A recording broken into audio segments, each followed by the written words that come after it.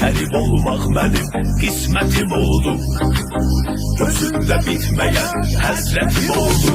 Esen yerlere düştüm, gurbet ellere düştüm.